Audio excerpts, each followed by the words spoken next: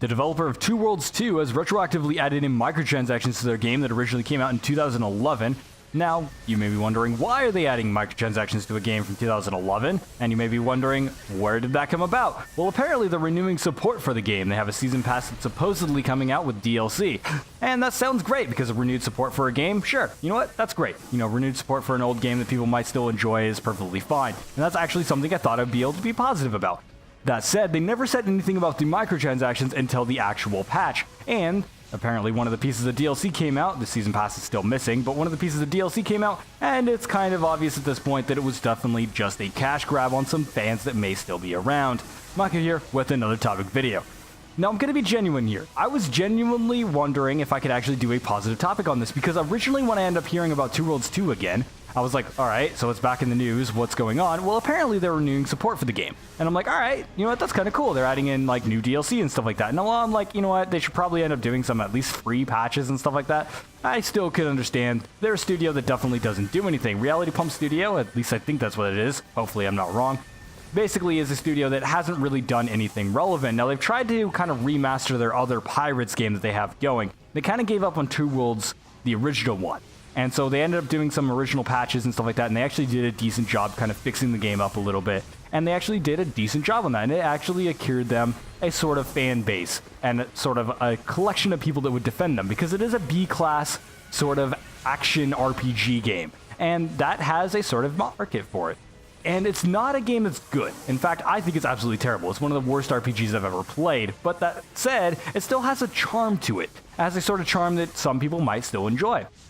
And a game doesn't have to be all that great to actually be good. And so when I saw that they were adding in DLC and stuff like that, I was like, you know what, that's cool. They ended up going back to it, because apparently their Pirates game isn't going very well. They're obviously not a very good developer, but if they can end up making the same amount of quality content as they had in the original game and add it as a DLC, I'm sure people would enjoy that, and that's perfectly fine. That's a legitimate way to kind of make money.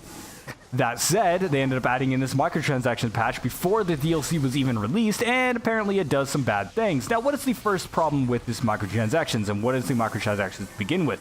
Well, it's microtransactions in a single-player game, which a lot of people are going to be against it. I'm not personally against microtransactions at all. In fact, I'm like, you know what, sure, as long as it doesn't impede my single-player experience, I don't care.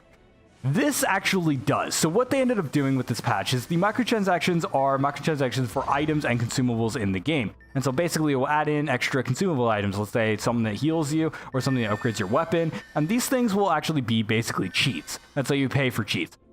Cheats were already in the game in the form of console commands. And console commands can actually be used for a various number of things, such as fixing the game and its buggy state. And so let's say you end up getting stuck in a bridge. So for example, well, the very first time I ended up playing the game, the very first area after the initial starting area, I ended up getting stuck in a bridge. And this bridge is just a small little thing that's crossing a little cavern. And I was like, all right, you know what? I'm stuck in it. What do I end up doing to fix this? Because I didn't save. And I was like, all right, you know what? I was just playing this game as just a little fun little thing. So what can I do to fix this? Look it up online, use a console command. 3 lines later, I'm out of the bridge. It does a little console command move to where it ends up moving me to the starting of the area, and boom, it was perfectly fine. Nothing lost, nothing really to gain, but there you go. However, this console command also added in like things like cheats, and this is why they ended up removing it, because basically they want you to buy the microtransaction.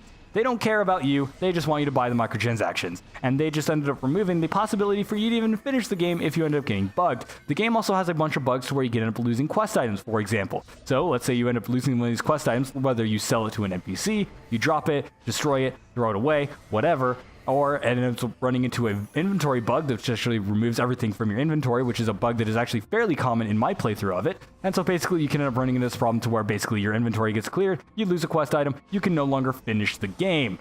Yeah, so basically if you're going to add in microtransactions for it, you know what? You should leave things like console commands in, because if they're in the base game, I am not a fan of people removing content from their game, because while you could argue that console commands are not content for the game, and it is content that is, you know, sort of shoehorned in there for developer purposes, at the same time, that is something that was originally there in the game, and removing it is removing content from it. And the fact that you refuse to actually fix these patches or patch any of these bugs that are actually happening to numerous amounts of people is definitely not cool.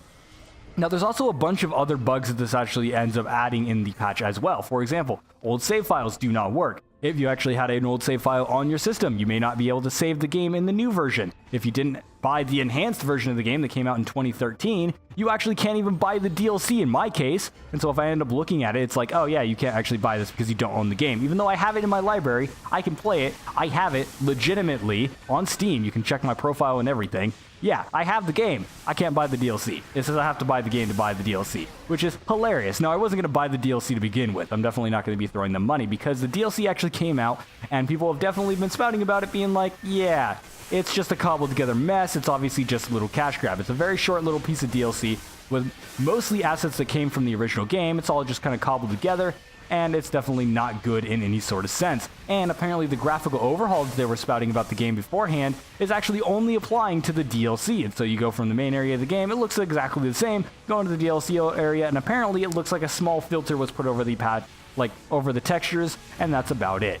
Once again, not particularly great. So yeah, basically this is definitely a negative thing. They're just doing this to grab some money, and you may be wondering why. Well, basically, they had this sort of other pirate game that they were working on, and they actually remastered the game multiple times, and they sold it as a, separate product multiple times. And so basically what they ended up doing is they remastered it, re-released it, and basically I think the original owners of the original game ended up getting the first remaster, but then they ended up doing it again and released it as a second version, and if you owned the game before, you actually had to rebuy it to actually play the remastered version. Now, I think they did a discount for the original owners, and so they weren't completely shady with it. But at the same time, releasing it as a separate product, not particularly great. And I'm not a fan of when other studios end up doing this either. Let's say, for example, Bethesda, when they ended up doing the special edition. Good thing they ended up giving it to everybody for free, but at the same time, selling both versions of the game, because you still might want to play the old version of the game since that's where all the mods are. Basically, yeah, selling it as two different products, kind of a shady business. I would rather have things like this as like, one product, but at the same time, people's value is going to be different for whatever they want to pay for, and that's perfectly fine. But this case is definitely not something that's good. They're definitely running into some financial issues, and I don't know whether it's the developer or whether it's the publisher putting on pressure to actually introduce these sort of things. And so, for example, the publisher could be like, hey, you guys are trying to make this game, right? It's not very good, and we don't want it. And they're like, all right, you know what? Let's just go ahead and go back to an older game, because Two Worlds 2 was their only successful title. You could argue that maybe they made some money on their pirate game since they sold it 3 fucking times, but at the same time, yeah, no. Basically, they're looking at Two Worlds 2 to try and pick up some money because their development studio is in trouble. And this isn't the first time we've ended up seeing that. The game I'm playing in the background is Dungeon Defenders, and I'll talk about it at the end of the video. But regardless, they actually had a troubled history with Trendy Entertainment, which is the developer of the game. They actually had a bunch of leadership issues and things like that. And what they ended up finding them success is they actually said, hey, you know what? Let's stop screwing over our customers and actually do positive things. Let's do consumer-friendly things. They handed patches over to the community. They ended up doing a few extra little patches themselves, and they were like, you know what, let's continue support for the game, and they actually kept the servers up and everything like that, and that actually earned them money. There are people who still end up buying this game and still end up playing it today.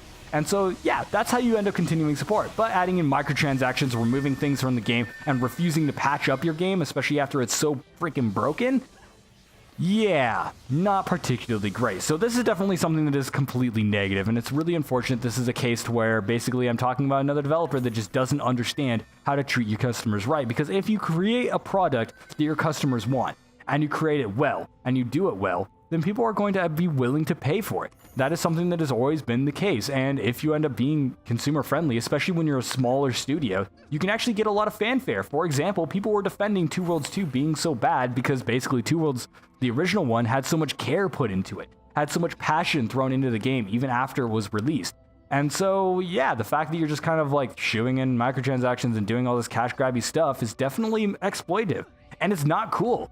And it kind of sucks because I wanted to defend it. I wanted to be one of those people that's like, hey, it was a B-class game, but they're adding DLC, and that's fine. But then I heard about the microtransactions. I ended up seeing it firsthand. I'm like, yeah. Now, luckily, like I was talking about with the whole kind of cash up thing, I have some problems with the game at the moment. And so basically, I can't actually buy the DLC or play it. And when I'm starting up the game, it actually says I'm on version 1.0. And so I don't see the updated news. I don't see the microtransactions and everything like that. So I can actually play the game originally as it was intended. And I can still open the, the cons commands. And so basically, yeah, I have the original version of the game, which is kind of funny. Maybe I just haven't gotten pushed an update yet, or maybe that's a bug with Steam. But at the same time, you can actually go to a previous version of the game on Steam by itself. And so if you want to, there is a link to a console command somewhere. I don't remember exactly where it is, and so I don't have the link for it. If I remember where it's at, if I find it again, if it's in my history still, I will link it in the description. But regardless, you can end up looking up the console command on Steam, and you can actually re-download an older version of the game. So let's say you're somebody that wanted to play Two Worlds, right? And you hear this news and you're like, all right, that sucks, but I still want to try the game at least. There's actually a version on Steam that you can still download that will be the older version of the game with the console commands and everything like that. And so basically, yeah, you can end up ignoring all this microtransaction bollocks, which is pretty great. And if you own the GOG version of the game, once again, they have a policy to where all developers have to agree to where previous versions of the game are always available for download.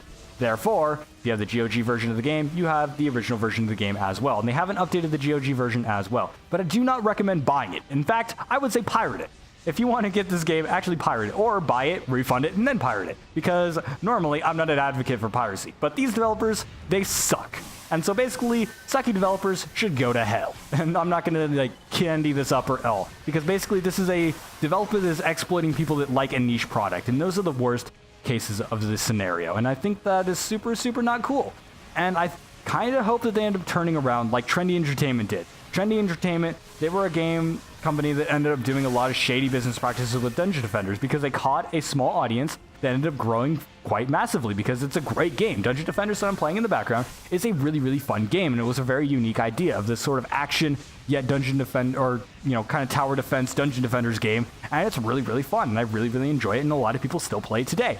And the reason why people still play it today is because they backtracked on all the sort of shady business practices they've been doing. Now, of course, their next game, Dungeon Defenders 2, kind of has some weird free-to-play stuff going on to it, and I'm not 100% of a fan of their kind of monetization model, but at the same time, it's not a terrible game. It has a little bit less heart. I feel like Dungeon Defenders, the first one, has a lot of heart and passion put into it because when they developed this game, they obviously cared, and even when they were releasing DLC constantly, and it was like, here, we're going to charge you guys another $15 for this next piece of DLC, people still wanted it. There was still a demand for it, and there was still passion thrown into the game. And I hope this is a case to where they will end up backtracking on what they were doing. Let's say, Reality Pump Studios, they end up looking at this and like, you know what?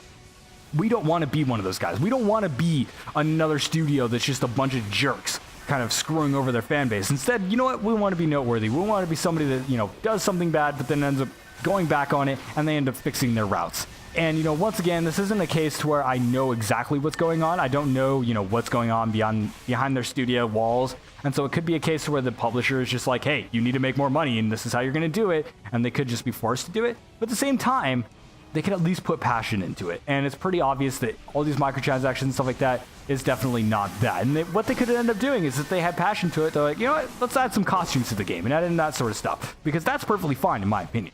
And definitely there's going to be a lot of people that would defend that. But you can't defend cheats and then removing console commands because they have cheats in it. That is just asinine. And it is definitely not something I support in any way, shape, or form. I think it is completely shady, and I am definitely not going to want to support this developer in the future. And once again, I hope that I could defend this developer, but I can't. It's unfortunate. Anyways, thank you guys so much for watching. Make sure to like, comment, and subscribe for more content like this one. Don't worry, I'm not normally negative. I'm normally pretty positive. But regardless, this has been, talking about Two Worlds 2, which not a particularly great game. And I can't believe I'm talking about it again. The game is 6 years old. Actually, a little bit earlier. Older than that. It's 6.5 years old. It's a fairly old game.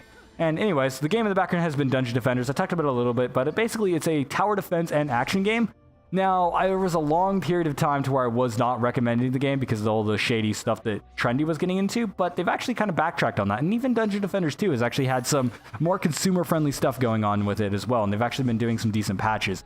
Now, I'm still not a fan of the studio. I think it's still completely retarded. They ended up going the route that they did. They did all this pay-to-win stuff in the Dungeon Defenders 2 as well, and they kind of completely ruined a lot of aspects that I ended up enjoying about it. But at the same time, Dungeon Defenders 1, they ended up deciding to not re-release the game again and again and again as remastered versions and kind of screwing over the customers. Instead, they decided, hey, you know what, let's just leave the original alone. Let's hand the patches over to the community, and so it still gets patches and stuff like that every once in a while, and that's fantastic, and I enjoy that aspect of it. But I still enjoy it a lot. I strongly recommend it. It has a bunch of DLC, though, so you're going to have to wait for it to be on sale or something like that. But yeah, it's a fun game. So, yeah, don't worry, the game in the background has not been Two Worlds 2. I thought about it, but once I loaded it up, I'm like, this is just, I can't even. I can't even play it for longer than like 10 seconds. It's not a good game, to be honest, and I can't believe they're actually trying to cash grab off of it, and I have no idea how successful it's going to be. Hopefully it ends up being completely trashy and just doesn't work out for them, because once again, I don't think they're a development studio that deserves it, but at the same time, I don't think it's going to matter. I think even if it ends up failing, they're going to be like, oh, well, we tried, and then just move on to the next shady business practice, because that's all they are now, which is unfortunate. You know, I like to see developers kind of make good strides, and there's a lot of developers that actually have a lot of financial problems. Let's say, like, for example, the developers of Trine. For example, they released Trine 3, and ended up being a disaster because they ran out of money through Kickstarter, but they still ended up releasing an enhanced version of the original game for free to all the people that had the original game. They didn't sell it as a separate product. Ugh. Yeah, anyways, developers of Trine, Frostbite? Something like that, or Frozen Bite? I don't remember exactly. It's something like that. I think Frostbite is the engine. Anyways, they're an awesome studio. I love them, but, you know, once again, all these shady business practices, it's just, it pisses me off. And if I sounded mad in this video, that's because I am. I think it's completely sucky that, especially the B-class style of game sort of getting up to this, because AAA, you know what, they have giant publishers and they're kind of spouting up, and we already know the BS they go through. But when it comes down to these B-class studios, you know they have sort of a say in it. And it's like, yeah, you're just exploiting your small fan base, and that's just not cool. Anyways, thank you guys so much for watching. Like I said, make sure to like, comment, and subscribe for hopefully better content than this. If you want to know about different coverages of different games, make sure to check out the channel. Normally, I'm a little bit more positive. Today, kind of upset about this sort of news. And also, Take-Two Interactive, or is it Interactive? Take-Two Interactive? Take-Two. The publishers of Rockstar Games, publishers of GTA, have actually removed mod support and stuff like that, or rather, they took down a mod that supports a bunch of mods, and they're taking down single-player mods and stuff like that. And that news has not necessarily made me happy either. Video coming up on that, but I'm going to try and have a positive video tomorrow. So anyways, thank you guys so much for watching, and I will see you guys in the next video. I'm going to go ahead and grind away in Dungeon Defenders. I actually haven't played this game in a while, and I'm playing it again. I'm like, I enjoy this. I didn't remember that my ranger has a dragon gun that shoots fire out of its mouth, and it kind of sucks. And it takes forever to reload. Yep.